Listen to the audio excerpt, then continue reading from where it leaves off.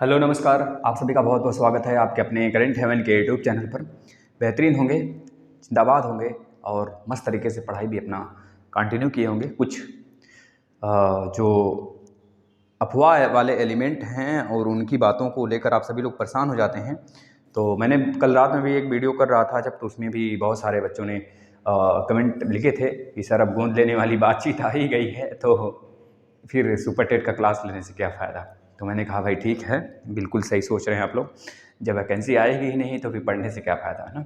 लेकिन मैं आपको यहाँ पर कुछ सच्चाई बताने वाला हूँ, आप लोग अंत तक बने रहिएगा। वैकेंसी कब तक आएगी इसके विषय पर आपको तो बताने की आवश्यकता नहीं है। और रही बात गोंद लेने वाली जो बात चल रही है ना, ये मार्केट में बहुत ज़्यादा एक तरह से उग्र रूप देखने को मिल रहा है। और बच्चों को एक तरह से कहा जा रहा है, जैसे कि जब कोई विपक्षी पार्टी मतलब कोई भी पार्टी जब हार जाती है तो नाक में मरचा की तरह लगता है और बहुत भनभनाते हुए वहाँ से अपना मतलब चिढ़ा हुआपन आ जाता है ना। तो सेम वैसे ही कुछ बच्चों के दिमाग में या फिर कुछ ऐसा कुछ भर दिया जाता है। जैसे आप लोग भी तो ऐसे ही वीडियो देखना पसंद करते हो, उस पर लिखा आ जाए अरे चलो। और सच में बताऊं तो अच्छे अच्छे यूट्यूबर जो बहुत बड़े बड़े हैं, जो सच में बहुत बच्चों को पढ़ा लिखा कर टीचर बना दिया ना, वह सब ऐसे ही बातें कर रहे हैं। लेकिन एक दो हैं बहुत ही बेस्ट तरीके से बताते हैं इस चीज़ को, एक्सप्लेनेशन के साथ, एग्जाम्पल के साथ, जिसे आप सभी के भेजे में थोड़े से जा पाए। अब देखिए यूपी टेट क्या इससे रिलेशन रखता है कि नहीं रखता है, इस पर हम चर्चा करेंगे। प्लस सुपर टेट जो है क्या इससे रिलेशन रखता है कि नहीं रखता है। आखिर गोंद लेने वाली जो संस्था है, मतलब बातचीत है क्या है, इसके ऊपर मैं बात करूंगा और अच्छे से आपको समझाने का पूरा प्रयास करूंगा। और वैकेंसी ये कब आएगी, देखिए वैकेंसी कब आएगी कब नहीं आएगी ये चीज़ें हमारे ऊपर नहीं है। हमारा काम है सिर्फ तैयारी करना। और आज सच में अगर आप तैयारी कर रहे हैं तो वैकेंसी कभी भी आएगी तो ये तो तय है, एक सीट आपका होने वाला है। अगर मैं देखूं यहाँ पर जो गोद लेने वाली बातचीत ये चल रही है मेरे भाई, इसमें नोटिस में साफ साफ ये बातें लिखी हैं। जैसे कि एक एग्जांपल मैं लेता हूँ आपके सामने। आपको तो पता होगा जो गांधीनगर पार्क है दिल्ली का, गांधी पार्क, वो कितना ज़्यादा गंदगी से भरा रहता था, है ना। अब उसको रख रखाव के लिए एक सिलेक्ट सिटी मॉल है उसी के बगल में, उसको पूरी की पूरी फाइनली उसको दे दिया गया। एक तरह से फैसिलिटी पूरा वो देखेगा, उसका रख रखाव करेगा, एक तरह से उसको लालन पालन दुलारा जो जाता है बच्चों को ना, वो करने वाला रख रखाव, समझ लो। जैसे कि एक और एग्जांपल, मैं बहुत बेस्ट एग्जांपल देता हूँ आपको। जो डालमिया ग्रुप, आपने सुना होगा, डालमिया भारत ग्रुप, बहुत ही बड़ी एक संस्था है भाई, आपको पता होगा।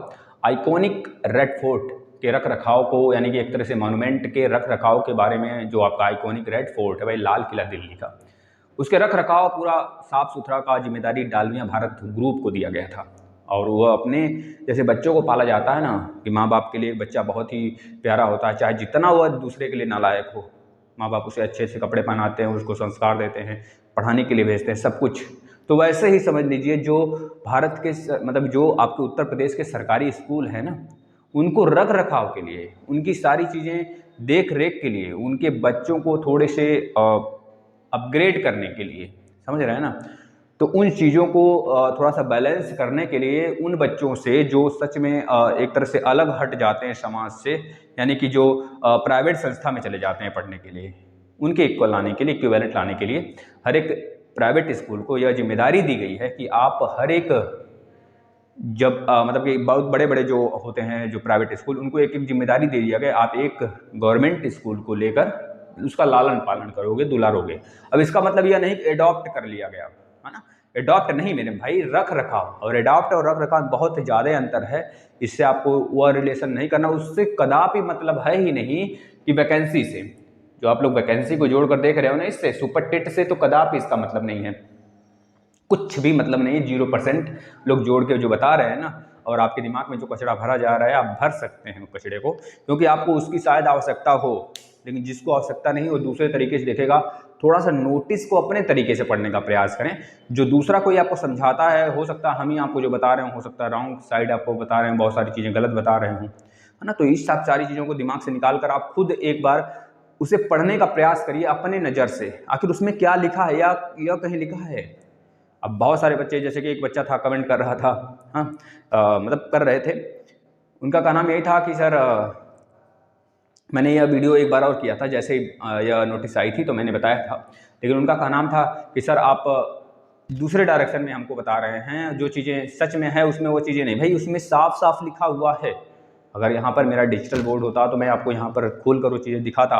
वैसे मैंने सबसे पहले नोटिस आपको ही पढ़ के सुनाया था जिस दिन आया था रात में। हाँ, तो प्लीज़ आपसे रिक्वेस्ट है उसको थोड़ा सा अलग से लीक से हट के ना देखें। हाँ, समझ रहे हैं ना? तो जिससे कि आपको भी प्रॉब्लम होगी, मानसिक टेंशन, तनाव, बहुत सारी चीज़ें होंगी, और पता चला अगर वैकेंसी आने वाली है, आ गई, तो इसके बाद आप खुद सोचोगे हाँ सच में क्या होने वाला था और क्या मैं सोच रहा था। तो यह चीज़ें थोड़ा सा हमें नहीं लगता कि अब इससे बेस्ट एग्जाम्पल आपको देने की आवश्यकता है, क्योंकि आप भी एक तरह से टीचर बनने लायक हैं, मतलब टीचर बनने योग्य हैं। तो ये चीज़ें आपको समझ में आ ही गई होंगी। और अगली बात, सुपर टेट कब आएगा? भाई एक सबसे बड़ा फंडा मैं बता देता हूँ आपको। 2024 में पूरे देश का एक चुनाव है ना, जो सबसे बड़े चुनाव के रूप में एक तरह से बहुत ज़्यादा फैक्टर, बहुत ज़्यादा इफेक्टिव होता है। इफेक्ट इसका बहुत ज़्यादा पूरे भारत में पड़ता है। और हर एक युवा यही सोचता है कि भाई कम से कम, लोग कहते हैं ना गरीब के थाली में पुलाव आया है, लगता है देश में चुनाव आया है। तो इस तरह से सारी चीज़ें थोड़ी सी देखने को मिल जाती हैं हमें।